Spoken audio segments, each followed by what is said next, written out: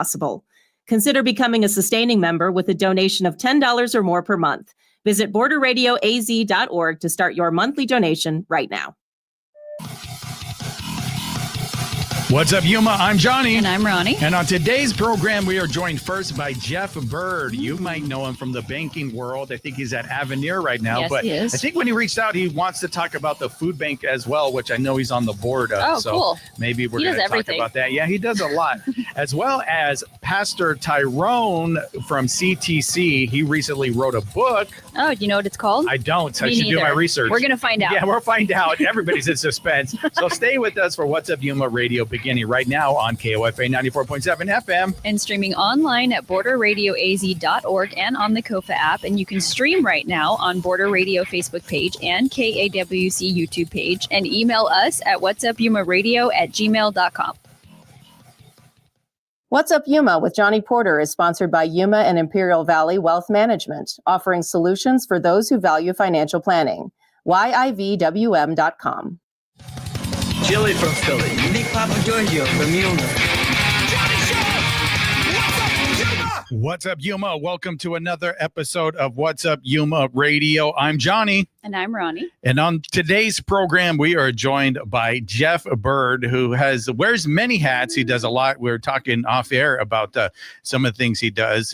Avenir Financial, on top of being the board for Amberley's Place as well, right? Yes, correct. And the food bank. And so right now, obviously, the food bank is on top of people's minds, right? Something about the winter and the holidays really kind of brings that to the forefront. Well, absolutely, Johnny. I mean, but we just need to take a step back and look at where we were at. I mean, it is the holiday time, and we did have the government shutdown. Yeah. I think because the need's already there for the holidays. But it just grows exponentially because of the shutdown. One fact that I don't think a lot of humans know, Andy Robinson, the new CEO of the food bank, shared with me that Yuma, Arizona area code 85364, we have the highest per capita SNAP recipients in Arizona. Wow. Yeah, that's crazy. I had no idea. I mean, when Andy shared that the other day, and it just kind of is like, man, there's a need out there. So, and for people that don't know what SNAP is, that's what we used to call food stamps. Yeah, supplemental. The nutrition's. Yep. Yeah, and so is that a new number? Did that just come out recently, or I don't know. Andy just shared that with us when he was talking about the situation, just some of our talking points to let people know. I mean, Yuma, as usual, has been stepping up like crazy. I mean, there's a lot of companies out there that have been helping out. I'm proud to say we have given away 3,000 turkeys so far. So 3,000 families can have a traditional turkey dinner between the food bank and our partners. Okay, so how does that work? Where do the turkeys come from? Who are the partners? And well, you got all the partners in town that are going to help out, but we also have we will deliver them to like Safe House and other places around there where people go. So anybody can, give us a turkey. Actually, if you got an extra turkey or two, we would appreciate it, because we're probably going to run out sometime today or tomorrow. Oh, gotcha. And we want to get everybody a turkey. So it's just, that whoever can got a little extra in their pocket, we would greatly appreciate it. Okay, so anybody could be a partner and say, anybody okay, could be a partner and come in and donate. There's so many ways you can help out the food bank. And like I say, Yuma is tremendous. This year, we just have a special need because of kind of the perfect storm. Yeah, you were mentioning, and the government shutdown that lasted longer than any time in history, I believe. And then there was a time when SNAP was being denied, right? I think that was been resolved now, but still, I know people that were affected by the government shutdown, and they still haven't been paid because it takes a while. So once you start working, an ocean liner, with a small It'd be backed up for months probably. Nothing You know goes what? fast with the government. It's tough. So that's why we just want to make sure that we can get our community members fed in Yuma County and help them out. So everybody, has a nice holiday season and can get through it. So how did you first get involved with the food bank side of things? Because like I said, I originally met you were on the board for the film commission. We did that. Yeah, that's that was many moons ago. Yeah, a long time ago, back when we had a film commission. Yeah.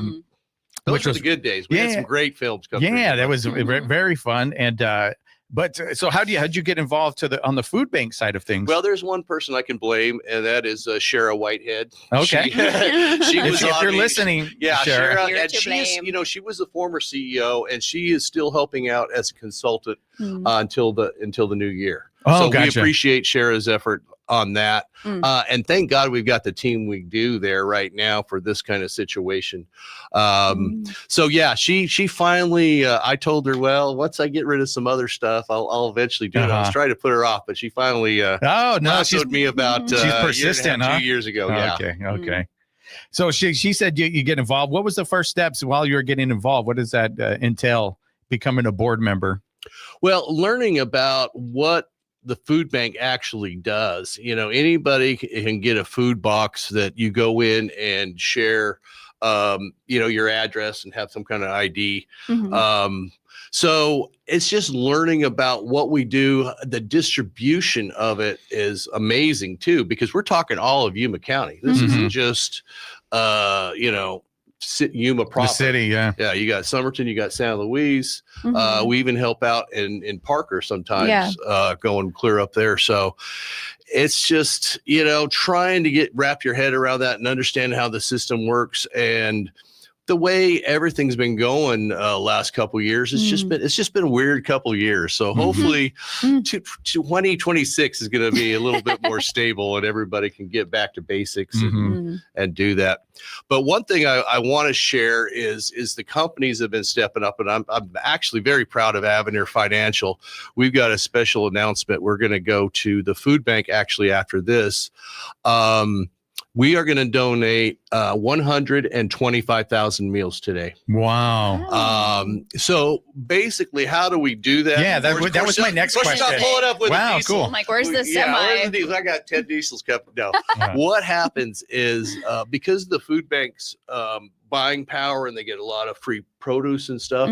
So they have worked it where $1 equates out to 5 meals. Okay. So this is the thing when people think, well, I don't have enough money to help. You donate $5, you donated 25 meals. Wow. So Avenir Financial is the only locally owned and operated financial institution in town now. We knew we had to step up. It's our responsibility. We had to do something. So we wanted to raise as many meals as we can. So not only are we going to go over there later and present them with a check for $25,000, which will cover that. And we're also doing a food drive, as a lot of other people are. I know Y-Cat's doing a food drive that's, tied in with people and they're picking it up. So I'm just saying, folks, anything you can do this year will be greatly appreciated. Yeah, absolutely. So the food drive. So if somebody wants to do that on their own, absolutely. How do they do that? Do they contact the food bank and what do you we'll need? give you the boxes and everything. So you'll give the boxes. Yeah. We'll give you the gotcha. boxes and the whole thing. So just get a hold of Mary McClendon. She is our point person over there for that, and she'll get you set up. Because we haven't even got through Thanksgiving yet. I know. And of course, Christmas is around the corner, and we just want to. Because people are like, man, I got to buy presents. I got to buy this. And then food, it's like, how do you pick and choose? It's tough. It's a tough. lot. Everybody's coming at you right now. It's, that time of year. But like I said, it doesn't take a lot to make a difference. Yeah. $10, 50 meals. Exactly. I mean, that's that help, especially with the deficit we're in because of government shutdown and SNAP and all that. We just want to get the word out there. One other thing that we're doing, we canceled our big gala this year. Oh, really? Because it just, it wasn't the time. It didn't feel right, or little bit. A lot of people wanted to have it. Some people didn't. And we just it's all hands on deck right now. Gotcha. Let's just focus on what we need to get through this holiday season. But on December 6th at 6 p.m., we are going to have a mixer. Okay. And we'd love to see people out there come and help out and see what's going on. Mm-hmm. We still have opportunities for sponsorships. We still have opportunities for auction items. So as any other nonprofit, we're always looking for those things too. You know, it's unfortunate. We don't want to knock on your door every 10 minutes for, but for something. Yeah. Yeah. And I understand. And like Ronnie was saying, it's Christmas. People have a little stressful. The holidays are a little stressful. Always are. And this one just ratcheted it up a little bit more. I know. So the gala, what does that normally entail? And then how is this year different? You're saying you're doing something, you're partnering with the Chamber of Commerce for this mixer? We're going to do a mixer, and just to keep it a little bit more low key, explain more what the food bank does, have people come in, and like I say, they can do donations and they can volunteer, they can do whatever, but we would love to have them come over and come to the mixer and just see what the food bank's because like a mixer is typically, like you said, it's almost like an open house, right? It's like an open house. It's part of the chamber, so you could come in and that's when people were able to showcase their business with you, showcase the nonprofit, come in, and people are able to learn, ask questions. There's going to be people there, right? You will have the board members there. There'll be team members there. We'd love to see you there. Come and see your food bank. See how it operates. I mean, the food bank over the years is really just, ratcheted up. Shara's done a phenomenal job getting into the level where it's at and then ensuring a smooth transfer over to the new CEO. So you could come out there and meet Andy Robinson, the new CEO. So where's he from? He's from here. Well, he's from here. Okay. Actually, he used to manage the Target. Oh, okay. And not only that, he was on the board of the food bank before. So he has an intimate knowledge of how the food bank works. And it was actually a perfect fit. I mean, sometimes you get lucky in life. Yeah. Not all the time, but sometimes you get lucky. I feel like as a board, we got very lucky to have someone of that caliber with that business background and acumen that is running the show. Yeah, it is a nonprofit, but it's also a business, right? Like you have to be able to figure that and navigate those waters, especially when times get tough. Yeah, it's there's a lot of bills. There's a lot of bills. I'll just say for a nonprofit, there's a lot of bills. There's a lot of moving parts, and he's used to running a huge operation like that. So we're very grateful. So did the former CEO, did she retire? Is that? Yes, she's retiring. Okay. Well, she's retired. Oh, she's retired already. She's retired. Andy is the new CEO. But she is just going to be there for just a couple months as a consultant and just to make sure the smooth transition continues. And then she'll be fully done at the end of the year. But, we appreciate her. I think she's been there 10 years. Oh, wow. For a while. So what about the future? What is that? Anything for the next year, 2026? You guys already trying to plan that out? Johnny, I'd like to get there, but we're just going to get through the holidays first. Okay. You sound like me. My mom's like, let's plan something next year. I'm like, no, let's get through today, Mom. This year was a little bit different. We want to kind of just get things squared away. And, that mixer again, December 6th, come out and see us at our mixer. We are still looking for sponsors or auction. What does that mean? Like for a sponsor? You can just be a sponsor. So normally what happened, because we didn't have the gala this year, the people that normally sponsor a table or do something said, forget it. That's fine. Just use it as a donation. Okay. Because of the situation. And that has been greatly appreciated. Yeah, so cool. a lot of businesses that had already prepaid have done that. So okay. So they normally get a table, like you said, they're at this event, but now you're looking at it like a sponsorship opportunity. So people that would normally do it, but then also if you want to contribute this year, instead of obviously getting a table and you're new to it, you're still taking those sponsorships. Oh, yeah, absolutely. And like I say, get a hold of Mary McClendon. She can give you the lowdown and, come and find out a little bit about it. Didn't we have Mary on? You did. We did. Yeah, she was great. She was hilarious. She is. She's awesome. Firecracker. She is. That's the word I was looking for. She is on top of it. And that's another person that just recently came on board on the food bank. So we're starting to expand the A team over there. That's so right. I'm pretty proud of those last 2 hires. They're strong individuals. All right. So we're going to take a quick break, and I want to get an update. And I know Ronnie was talking to you off air a little bit about it, but that program you have with the kids, and what's it called again? Bite of reality. Bite of reality. Yeah. Financial literacy. I want to get a little update on that, and then what you got going on at Avenir as well. Okay. Yeah. All right. We got tons of stuff. Great. We're going to do that after a quick break. You're listening to What's Up Yuma Radio right here on 94.7 KOFA Border Radio.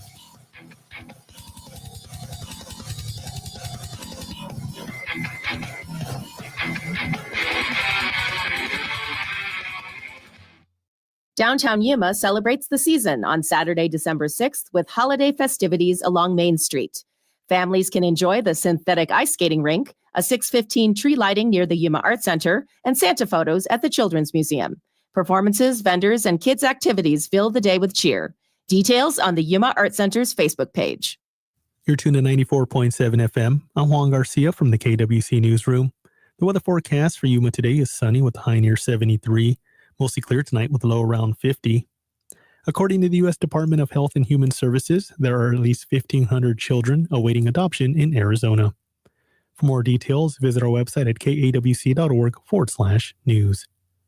Stay tuned for more What's Up Yuma with Johnny and Ronnie on 94.7 FM KOFA Border Radio.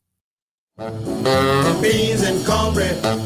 It's Thanksgiving, so take a seat at the dinner table with Afterglow as we explore classic jazz and popular songs about food by singers like Louis Armstrong, Louis Jordan, Fats Waller, and more. I'm Mark Chilla, and join me for Feasting with the Great American Songbook, a Thanksgiving special from Afterglow. Thanksgiving Thursday at noon on KOFA 94.7 FM and the KOFA app.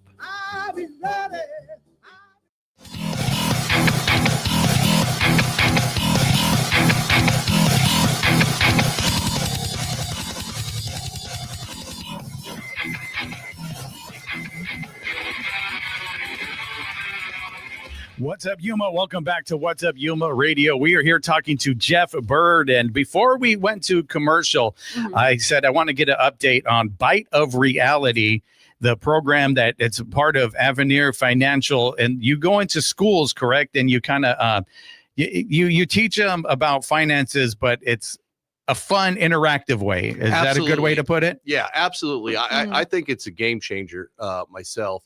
As you know, I've been doing this for a while, and before How long have you been doing it in the financial world? Well, you know what? When I was at Mojave State Bank. My son was in second grade, so 12, 13 years ago, I started going there because I wanted to teach my son. Of course, he still didn't learn much, but my nieces are the ones. That's what we were talking about. Yeah, my niece is great. My son, not so much. So I wanted to teach them, and then it kind of evolved when I went to the other bank. That CEO said, "Hey, anybody could do loans. I don't want you to increase this financial literacy thing." And so I said, sure. And it turned out great. But with the Bite of Reality, it's an app you can actually download. And it is just so neat. So far this year, we've been at Arizona at Work. We've been at Cibola High School. And they've been in San Luis. I think Campesino Sin Fronteras. They did a program out there. So basically it gives you a persona, and it's Johnny, you're married with a kid. Here's your credit score. Here's your salary. Now go out and get the necessities of life. Shelter, transportation, food, all that. Well, of course, they all buy the new car and the big house. and so they have 10 different stations that they stop at. And the funny thing is when they get to, the credit union, Avenir Credit Union is the last, Avenir Financial Credit Union is the last one. They come to us and we're like, we're out of money. It's like, well, you can't buy a new car. You're just starting out, or you can't buy a 5-bedroom house. Start small. They all kind of want, the big thing at first. Everything that the parents have. And unfortunately, you got to work a little while to get those things. And I just, it's kind of random, but I just saw it. I was looking into something when not just kids, right? The kids just don't want to go on. Like that's the normal thing that people try to do though, right? Unless they have, like you said, this financial literacy. Because I just read this thing where Tupac, when he died, he only had like $30,000 in the bank. That's it. And here is this guy that sold multi-million albums. The first rumor was 7,000, but they looked into it a little bit more, but he only had 30,000 and he was in a massive amount of debt. Amount of debt. But if you looked at his life, it was like, I want to be like Tupac and have all of this stuff. But he didn't have it. He didn't really own it. And then only to have $30,000 in the bank at the moment you die, that's not financial literacy. Well, it's all about education. And that's why this tool is such good education, because I think the kids have to have fun with it for them to learn. And that's why when I went in, I would do my speeches. I'd be kind of a smart aleck and kind of pick on them a little bit and, make up, I would tell real life stories, but I would kind of, pull them into it. But yeah, it's about it. You look at the lottery winners. What is it? Like 80% of the lottery winners are they're broke. They're broke after a couple of years. Because they go out and buy everybody a house. They don't. I have a plan for when I win the lottery. Wow. Okay. It's already happening. But yeah, first it's definitely some wealth. Here on a year cruise, so no one can find me. There's all these funny things like if I win the lottery, there's signs like I have a yacht all of a sudden. Like you'll be like, what happened to Jeff? Where'd he go? Yeah. So it's funny. Another thing I just saw recently, a guy was playing poker and ended up winning. I think it was poker or blackjack. Anyway, as a casino, but he won 1.2 million. Whoa. And then the first thing he did, he jumped out of his chair, and somebody's filming this, putting it on Instagram. He called his mom, we're moving out the ghetto. Get it ready.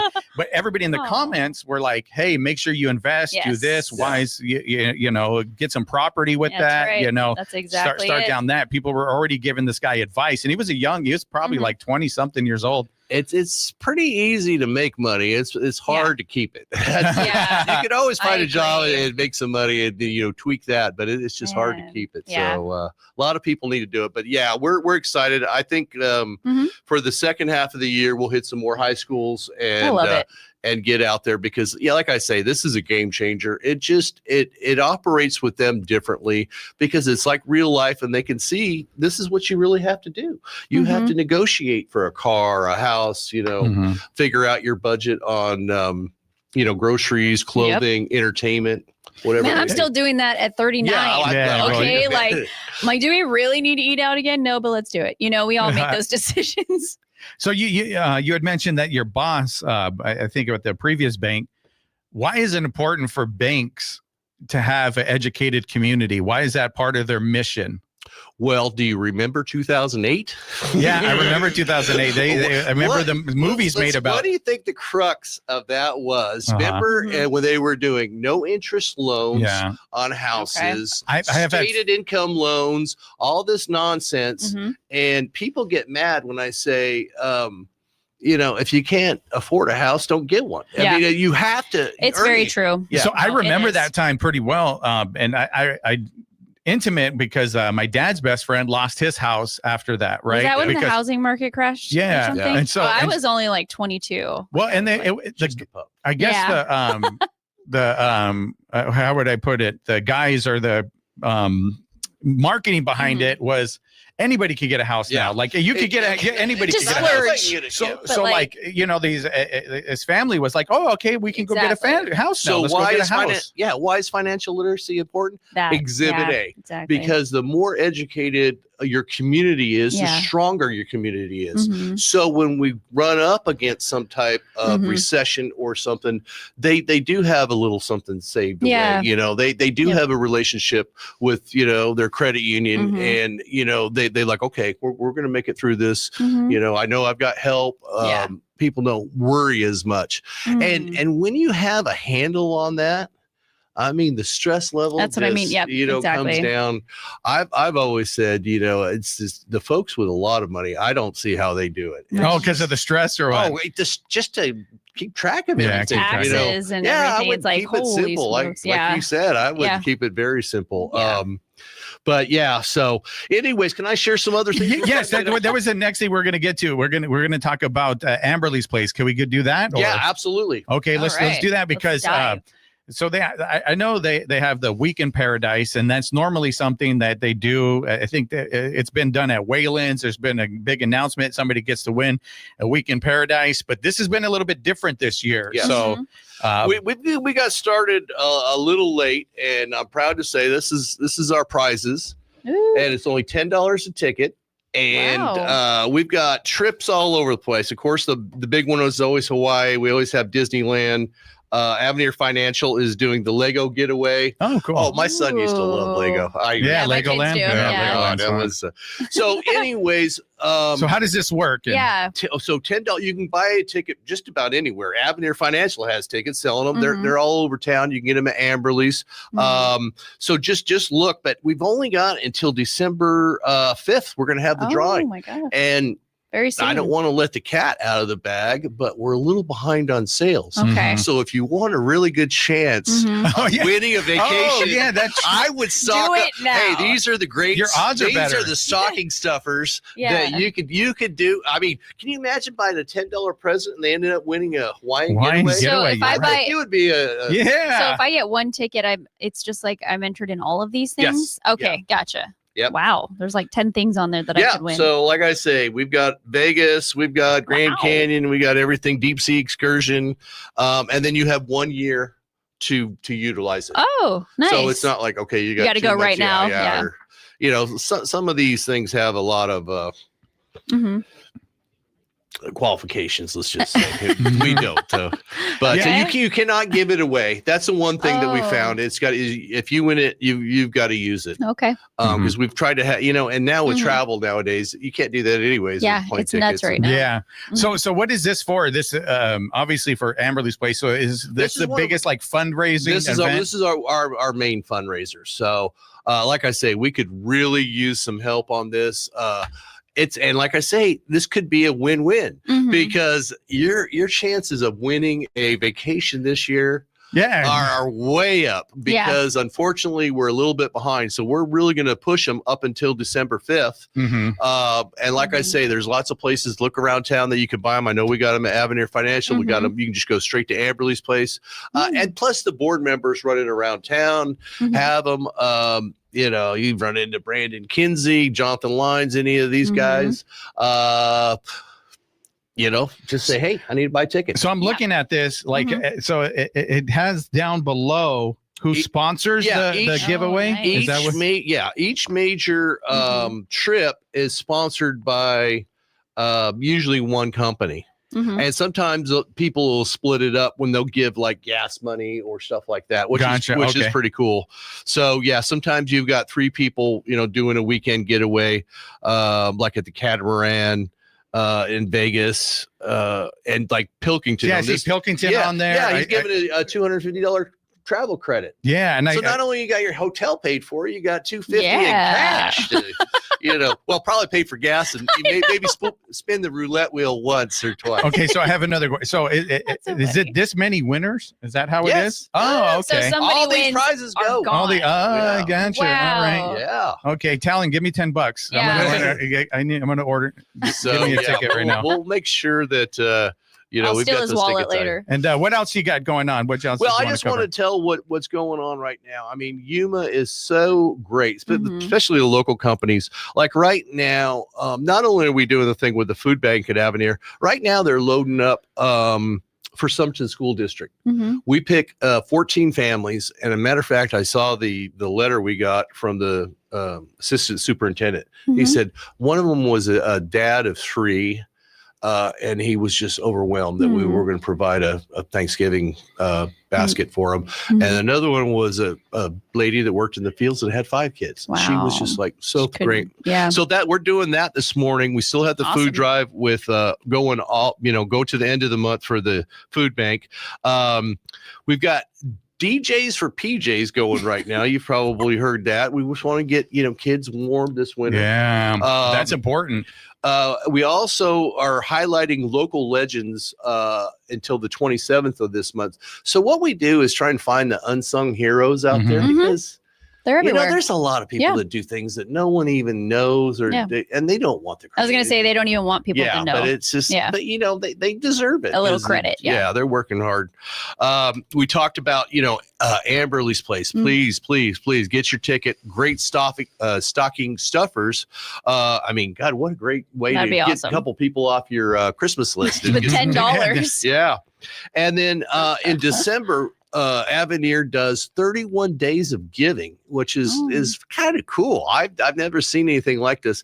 So we either go out and volunteer, one day give volunteer time, or we'll go out and give a cash award. And we do that for 31 days of December. Wow. So we have a busy, holiday season coming up. Yeah, it sounds like you're a very busy man. Yes, so thank you for all that you do for our community and keeping everybody in the know about what's going on with these different events and fundraisers, and also keeping the next generation literate when it comes to finance. Yeah, informed, educated people that know. They don't know anything. Yeah, well, I didn't either. And I still barely know. But, I was balancing a checkbook back then. Yeah. If there's any educators out there at the high school level that would like you to come to your high school, just give us a call at Avenir and ask for Jeff Byrd. That Bite of Reality, though, is that like a special? Can anybody download it, or is it like special for you guys? Well, it's done through credit unions. Gotcha. Through credit union associations. Yeah. So we've got all the licenses and stuff. See. So when the kids get there, we give them a code. Got it. To download it, and like I say, then you're giving that that persona. Gotcha. This is what you make. This is your You're credit a movie score. star. Yeah. Go do life. Go do life. Don't mess up. Good luck. Good luck not messing. Good luck. All right. Thank you so much for being with us. We got to take a quick break, and we'll be back with pastor and author Tyrone Jones from Church for the City. Your cousin, Jeff. My cousin. I did read the book. It's a good book. So all right. I don't want to step on his toes. I'll Okay. let him talk about it. But it's good. Okay. Yeah, it's a good book. We got that. So stick with us. You're listening to What's Up Yuma Radio right here on 94.7 KOFA Border Radio.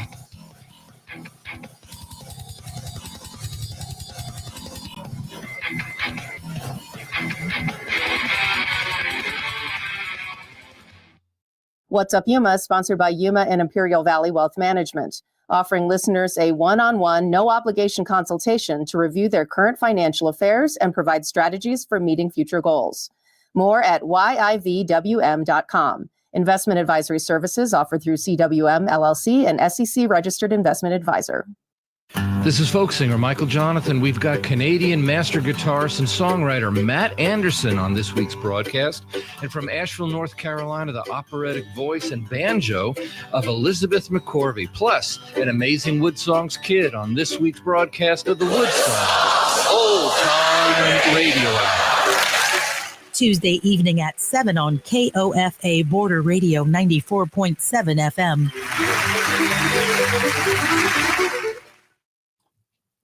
For KAWC News in Yuma, I'm Victor Calderon. Fire managers with the Bureau of Land Management's Colorado River District plan to conduct prescribed burns at the Senator Wash North Shore Recreation Area, about 17 miles north of Yuma. The work is scheduled to take place periodically through the end of the year, as weather and fuel conditions allow. Crews will burn piles of vegetation that were cleared from shorelines and roads. Officials say the goal is to reduce the threat and potential spread of wildfires while also improving access for outdoor recreation. Multiple burn operations may be needed to remove vegetation that has built up during recent thinning projects in and around Senator Wash. For safety reasons, fire personnel will only ignite the piles when conditions are favorable. Visitors should expect some light smoke, which will be managed under state environmental regulations. Access to certain areas may be temporarily restricted during burn operations. For KAWC News in Yuma, I'm Victor Calderon.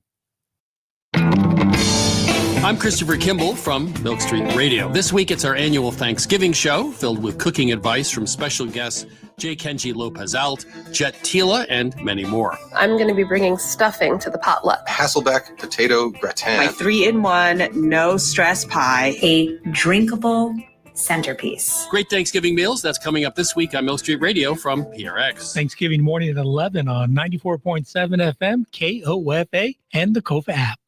The Somerton Tamale Festival, featuring tons of tamales, thousands of attendees, and 2 stages of live entertainment, will fill Somerton's Main Street all day long, beginning at 11 in the morning on Saturday, December 20th. Proceeds go to the El Diablito Alumni Club scholarships for local students. Festival information is at SummertonTamaleFestival.com.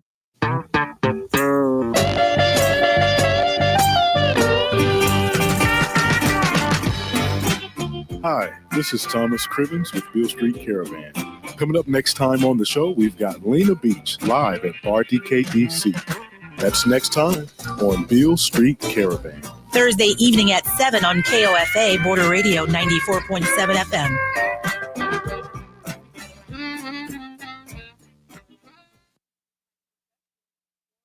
I'm Chris Wheeler, owner of Prison Hill Brewing Company.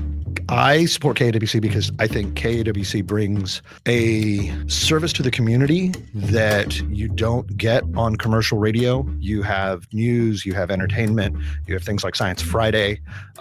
It's a perspective that is not available on a commercial platform, and it's oriented towards the community, for the community, and from within the community. Prison Hill underwrites KAWC and community radio because of what it brings to Yuma. It is the local perspective told by residents and from the view of people in the community. I don't think you get that anywhere else. Supporting KAWC really does bring a service that is not available elsewhere. It's a worthy endeavor, and I think that will just feed back and make Yuma a better place. I'm Chris Wheeler, and I support KAWC.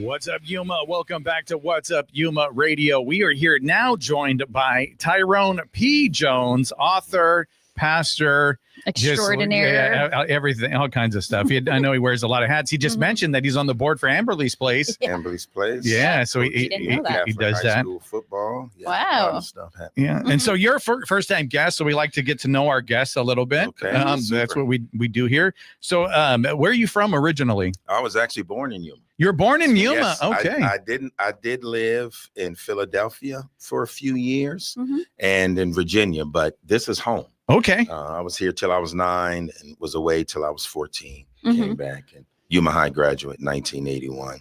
And so nice. So, but why did you guys move away for that short time? My mom remarried. Okay. Yeah. And my grandparents raised me primarily. Gotcha. And so, but there was a time my granddad thought, you need to try to live with your mom. Gotcha. And at that time, my stepdad. And so that worked out okay. Yeah. But you ended up coming back. Yeah. I raised enough money to get a ticket on Continental bus. Wow. Really? How, and you were how old? 14 years old. Put myself on the bus and came back to Yuma. Because maybe it wasn't working out it wasn't the best situation for me. Yeah. So not in a selfish sense. It just and my mom gave me an option. She said you can go back if you want to. So I was like, say I'm bye. out of here.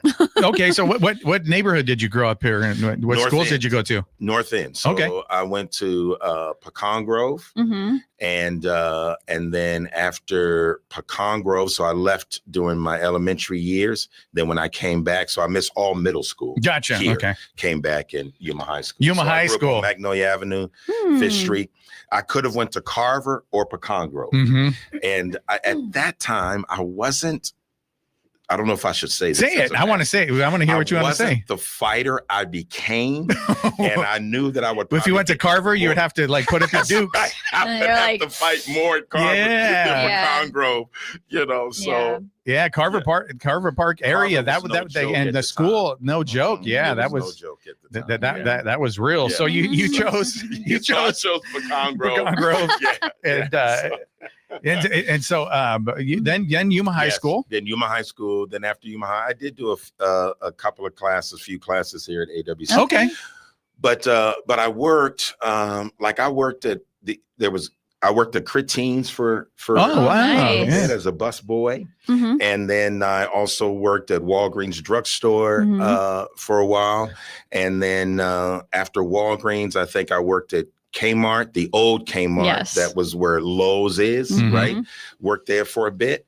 And then from Kmart, I went to Pepsi Cola. Pepsi Cola is where that job I just loved it. Mm-hmm. What'd you do? I was a delivery guy, then became a salesman, then became a, what did we call that guy? But he was kind of like a manager, but I don't know if manager was in the title. But I loved it. And that's why I don't do Coke, you know. Okay, because you're Pepsi, you're very faithful. That could mean a lot of things. That's right. So as in you're young, you're in high school, did you want to be a preacher, a pastor, an author? I was raised in a Christian household with my grandparents. What church? The church is still existing. It's now called Family of Faith. Then it was called Pentecostal Temple. It was a Pentecostal church, actually, where the old Cretines was on 15th Avenue. It's 1 block from that. Okay. My grandfather and 2 of my uncles built that church building in 1945. Wow. Whoa. And the building is still there. Cool. So when people say the term pew baby, I mean literally. I was in the I was in the church almost every And so you said built it, like physically built it, or was no, physically built it from the ground up. Was he like my grandfather? No. Was he like a pastor or deacon or any? Well, like he was like a bivocational pastor. Okay. But what his job was, he worked at Firestone, which Firestone has been gone from here for years. Yep. It was on 8th Street and 4th Avenue. I don't know, across the street from where Plaza Appliance is. But he worked at Firestone for 30 some years. My grandmother was the first baker at Kofa High School when it first opened. Oh, wow. And she worked there 30 years. Wow. So many people that went to Kofa High School that got fed there. My They grandma know her. fed Grandma. Yeah. Grandma. She fed 'em, yeah. That's cool. So I was raised in a Christian home. I really always did love the Bible and grew to love God. You know, getting to love God is really a journey. I mean, it's a journey because somebody you don't see, you don't know, and you grow to love them. So over the years, yes, that became very much part of it. So it's like a small church. It was very small. Small, okay, and then mostly family oriented. Family, never really got big. So when I started, at that time, when I started the church, I named it Calvary Temple of Christ. My grandfather died in 1991. 1993, I was actually going to move to Dallas, Texas to go work for a pastor. I was already starting to speak, starting to preach, was going to prison. And actually the jail here had just opened, the prison. Yeah, the prison had just opened, was speaking at the jail. And so had a heart to kind of go into ministry, but I didn't know what that looked like. It cost some money. Even when I started the church, I mean, I'm only making $17,000 a year. I'm raising 3 kids, use my own money to rent a building. First time I got an APS bill, I thought I was going to have to file bankruptcy. Because I had nothing. So what year is this now? That was 1993. 1993, and that's when CTC started as Calvary. Yes, right, Calvary Temple of Christ. And so I started with 6 people in my living room. Then rented a building, and now the church is 2,400 people. Yeah, it's pretty massive. And it's good seeing you there, man. Yeah. Don't think I don't see you. I do. Yeah, I don't call you out all the time, but yeah. That's right. So when you see people, then you also know when you don't see them. That's a good point. So I just want to say something. So it was a little Pentecostal church, the original one. You said, okay, I just got to ask, was it one of the fun ones where people would dance around and they would wave banners and stuff? Listen, it had moments of that where it was fun. Yeah. It also had moments of that where it was pretty spooky. Yeah, Really? yeah. Pretty weird. Like those times, there's times when you bring your friends and it's like, man, did you enjoy this? Yes. There's other times you bring your friends and stuff going. What am I getting into? It's like, I'm so sorry. We'll try this again next time. This isn't how it normally is. Yeah. So, yeah. Oh, wow. You know, because I guess I've seen it on TV as my, view of it. But people running around doing this, speaking in tongues, and laying hands on people. People are falling back and catching the Holy Ghost is like a term. And was that part of it? That's right. I was all part of it. I'm going to go visit this place. Here's the thing. A lot of those elements and stuff that I believed then, I still believe, but this is the thing, Johnny. So you don't see all of that now, but it's not, there's a difference sometimes on theology and philosophy, meaning I can believe some things theologically, but philosophically, how I express those is different. Okay. So what you see theologically, I believe a lot of that. What you experience when you come to CTC philosophically is how we carry that out. Gotcha. Well, I'm going to go dance next time I'm there. Well, I'm going to just get up. I'm going to get a banner. They'll let you. They'll let me dance? They'll let you. Oh, wow. Yeah, it's going to be fun. It's going to be fun. So, but okay, so let's fast forward again. 1993. Yeah. You're in your house. You have six people. Where did you get these 6 people from? Two of them, one couple who no longer live here, they're in Tennessee. They were friends of mine from high school. And we just stayed friends. And so when I told them I was going to start a church, they were very much interested. I was already doing a Bible study with them. Okay. And the other couple was cousins of mine. Same thing. We were already doing a Bible study together. So it just kind of organically went that direction. How long was it 6 people for? 6 people. It stayed 6 people for like a few weeks until I got that little bitty building. That building now, it's on Avenue B and A Street. It was Baja Vici's. I don't know what it is now. Okay. But that little building, kind of almost looks an like old radio station, believe it or not, years and years ago. I know that building. Now it's orange looking or something, but so that building held, I could put 30 chairs in it. And so the first time we were in that building, 28 people came. Wow. What was interesting is the bathroom was kind of in the middle of that building, which made it real interesting when people had to go to the bathroom, do a church service. Oh, you can hear them flush and stuff. That's Man. right. And if they were in there a little longer, you know, you're like, I hope they're okay. Can somebody go check on Susan? Susan is. She's all right in there. That's right. No privacy. Yeah. That's right. Oh, wow.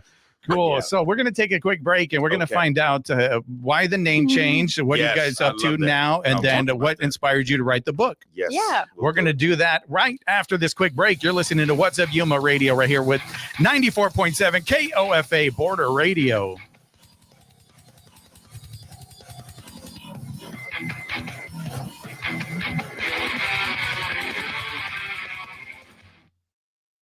KAWC invites you to Spirited Discussions at 5 p.m. Tuesday, December 9th at River City Grill. Join News Director Lou Gum in his final KAWC event as he moderates a conversation on local news with Cisco Stargazer and Alexandra Rangel, plus Alex Wakefield from the Arizona Media Association. More at KAWC.org. Hear the rhythm. Feel the beat. Let your curiosity run away on the Latin Alternative. Hi, I'm Josh Norek. Every episode of the Latin Alternative takes you on a thrilling rendezvous of sonic and exotic landscapes in Latin rock, funk, hip-hop, electronic, and tropical music. Join me and my co-host Ernesto Lechner on the Latin Alternative. This evening at 7 p.m. on KOFA Border Radio 94.7 FM. The weather forecast for Yuma today is sunny with a high near 73 and a north-northwest wind around 5 miles per hour. Mostly clear tonight with low around 50. Sunny in Kingman with a high near 63 and a northwest wind around 6 miles per hour. Clear tonight with low around 41. Sunny in Flagstaff with a high near 52. Clear this evening with low around 22. And in Prescott, sunny with a high near 60. Clear this evening with a low around 33 and a west wind around 6 miles per hour. The KAWC Student Newsroom is funded by the Local News Initiative at the Community Foundation for Southern Arizona, the Scripps Howard Fund, and by generous local support. Thank you for supporting the next generation of public media. Learn more about the project and hear stories from emerging journalists at kawc.org/student newsroom.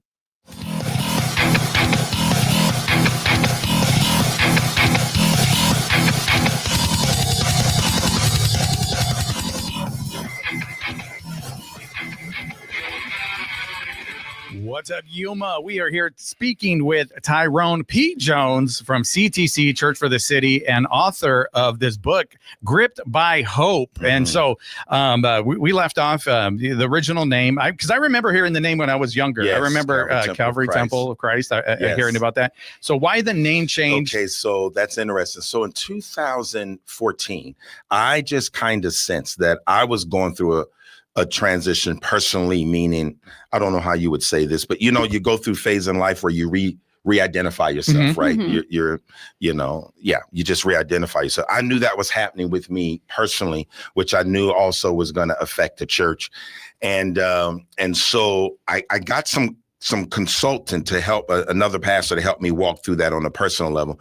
And then what happened after that was I started identifying other churches in the Phoenix area who needed, I guess I would say at that time, my caliber of pastoring to help them. So we took those churches on, and we wanted all the churches to have the same name. Interestingly enough, both of those churches were near Mormon temples. So we didn't want them to have the name Calvary Temple in case people done a search. What may pop up, Yeah, temple. And so we just went through the process of determining, okay, what would be best for us. And we knew we were going to start doing more with other churches that were in the city. So we thought Church for the City came to be a good name. And actually, it's probably one of the best moves we made. I do get challenged, right? Okay. Because we're getting ready to build another building. You go there, so you see all three services are crowded. Yeah. So we're ready to build another building on that 5 acres next to us.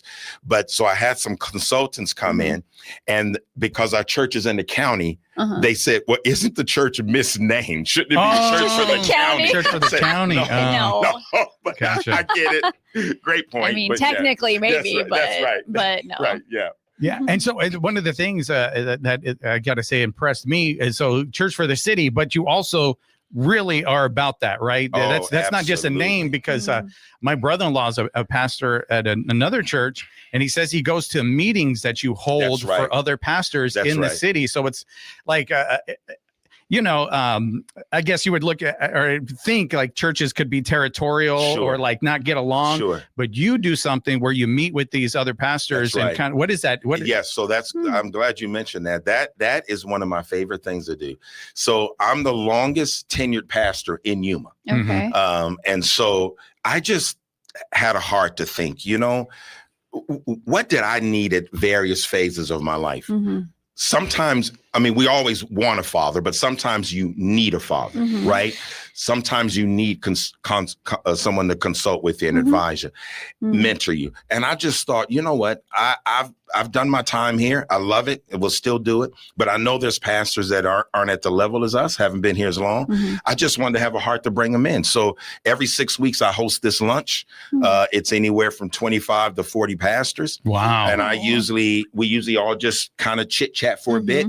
Then I may throw out a thought like, just deal with something that may be on the minds of pastors that they have to walk through, whether it be national events, whether it be local events, et cetera. So I'll talk through that with them, and then we'll have a meal and just kind of share together. So December, I'm bringing the pastor and their wife. We're hosting a dinner for them at the country club. And so, again, Johnny, you've been there every Sunday, man. I pray for other churches. Yeah, and that's one other thing that I noticed. Every Sunday, you always open with that. Man, I want other churches to do good. I'm not in competition.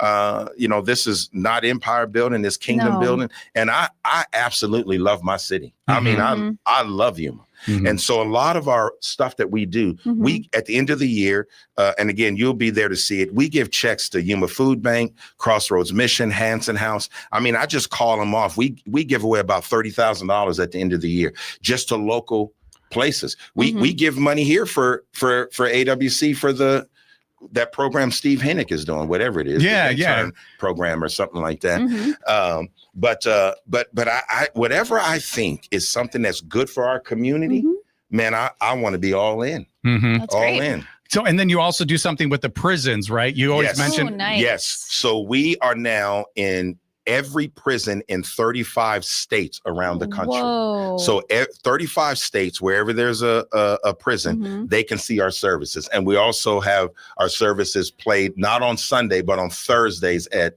Yuma County Jail. Gotcha. Wow. And so the letters I get from some of these prisoners, some of them are heartbreaking. Yeah. Some of them are funny. Some of them don't have nothing else to do. Yeah. Right? So So they just that's right. Yeah. write.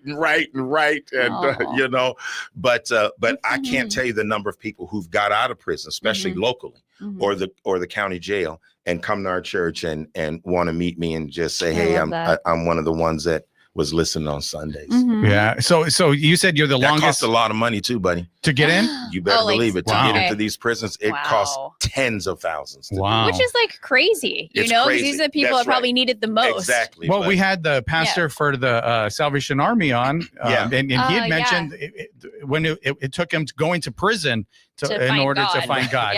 He found God in prison, and it was like, and now he's doing great things. So it sounds like you said, you're the longest tenured pastor. Very cool. Wow. And so you take that mantle with seriousness and gravity, because I just, so even though I got my local church, of course, but I have a heart for the other one. So if there's another pastor that calls, I mean, I'm all in helping them be successful and to get through the process. And it's hard to think of churches competing. I mean, you're trying to teach love and compassion. Why would you fight? You want everyone to know that. Right. So, and do we have different philosophies? Yes. Are the churches different? Yes. Are the pastors different? To be honest, some pastors shouldn't be pastors. That's just I'll just being honest. That's right. Some of them shouldn't be, but hey, it's true. It is. I mean, you know, you got bad everything, right? Exactly. You got bad cops, you got good cops, you got good pastors, you got bad pastors. So we just do what we can. So what? Let's switch gears a little bit before we go. What inspired you to write this book, and what is this book all about? Okay, so the book Grit by Hope, and the subtitle is Discovering God's Light in Dark Places. You know, for years in my messages, I share stories, I share illustrations, different things that's happened in my life. Again, as you know, I try to be very real and very transparent. Sometimes I say things I shouldn't say. Like yesterday, I used the term 6'7" with the congregation, and man, did it ever flip everybody out. And can I be honest? I'll confess it right here. Okay. I don't even know what it means. Nobody knows what it is. Nobody knows what it means. I'm like, why are we saying numbers over and over? Right. So, but I'll say things, I'll do things, and because I like to be very real, very transparent, which even means my life. I'm the type of guy that whatever I've lived through, some of it is embarrassing, some of it is painful, some of it is humiliating, but if I got through it and can help somebody, then I'm not ashamed to talk about that and help that person right where they are. And so Grit by Hope was things that I went through on the personal level, how I got through each one of those, where there was always a hope within me, hope outside of me unto God, hope within me that got me through those situations. And so I write some real transparent stuff, from real vulnerable stuff. But the hope is that anybody who reads this book, because everybody needs hope. I'm telling you, without hope, there's just no life. That's right. Exactly. I mean, you can't exist without it. And so I just wanted to share with people, I don't know what's going on in your life, but here's some real stuff that I went through. And here's some real stuff I got through. And you can find that same light that I did. So what was it like creating a book? It was tough. It's tough. You know, once you get a publisher, they're on you. And you know, deadlines. I wasn't the best student in school. I thought I was. For years, I lied to people and said that I was a 3.5. And then you got real. And that's right. I got my transcripts from Yuma High and I was a 2.1. I was barely able to play sports. But anyway, when I first, you first give it to them, you come back with so many red lines and flags and F's. Right. You think a complete failure, but you just got to keep working just truck through it. They're trying to help. They're just trying to help. That's exactly right. And so what about, I like the way it looks. It has a good look to it. And it also feels good. My wife's side, Virginia, her thought. She came up with this cover and with this design and said, use your hand to hold a rope. I thought it was That's your hand? Beautiful. That's my hand. Oh, yeah, wow. That's a rope there. My wife, Virginia, my niece, actually, Billy, done all the artwork. Joel Jimenez at my church is the overseer of all of this. They done great, but that cover is... Yeah, I love books, and I will judge a book by its cover. Yeah, but so that's a good cover. I was like, and then it also has a good matte finish to it. Feel to it. Yeah, it's like it was a lot of work. So you had a team that kind of helped you put it all together. A team that helped me. And the first book, I wanted it to be bigger, but I was under deadline. My next book will be a little thicker, but this. People Ronnie, you're gonna love it. Yes, he said I can have it. There you go, Ronnie. Ronnie. I'm keeping it. Okay, wait a minute. You just said next book. So can we get an exclude? What's going on? I'm trying to hone in on what it's gonna be about. Sure. I think A little bit? Yeah, I What? think Come it's on. going to be leadership of life, Okay. leadership of ministry, Ooh. leadership in your community. Like what is it, Maxwell? That, Yes, like I think him? it's going to be leadership, how Gotcha. you personally can be the leader for what people need you to be. Awesome. Yeah. Gotcha. That's And so great. you haven't started Actually, penning that's it. the first time I said it out of my mouth. Oh, okay, we got an It exclusive. sounded good coming It out of my does. It sounds mouth. great. I think But that's that was gonna meant to nail be. it. You're I think supposed it to say was. that. Yes. Yeah, no, Now you we're- can't go yes. back on it. It's crazy because about 4 nights ago, I told Coming my out wife- I asked my 2026. wife, We're gonna. what should my book be about? And now I'm saying it out of my mouth. So Yeah, There that's we what go. That's what we do on this show. We There you go. create. You bring out We create headlines. over here. Yeah. So, any message you want to leave us with? We got about 30 seconds. Man, listen, first of all, thank you guys for doing this. I do encourage all the listeners, keep listening. This is a great show. Love the energy. And man, invest your time in your city, invest your time in people. Love God, love people, love life. Great Awesome. message. Well, thank you so much. Thank you so Nice much to meet you. Yes, and good luck with the book sales. Yes, How do they sir. get it? Is that Amazon, right? You can Amazon, but it's gripbyhope.com. And Okay. if you do gripbyhope.com, I'll personally sign it. Oh, All right. Awesome. Awesome. Ronnie, get him to sign that one. I will.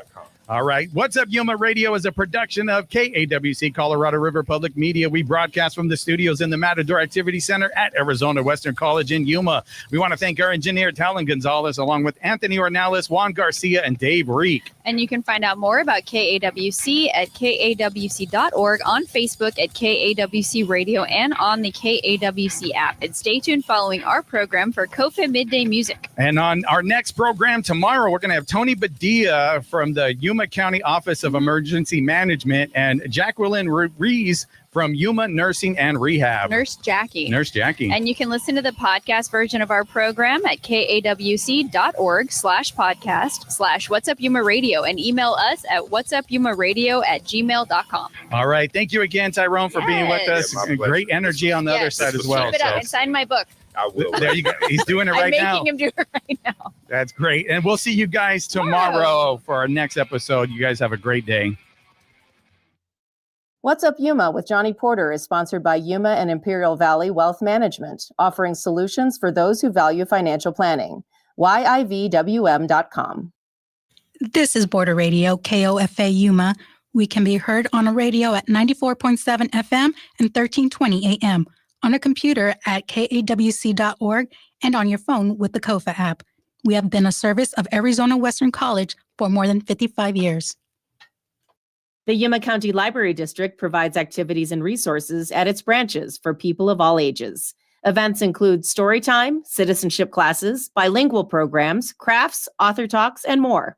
For more information about the activities and calendar of events, plus other in-person and online resources, visit yumalibrary.org. Hello, I'm Govinda Gill with the BBC News. President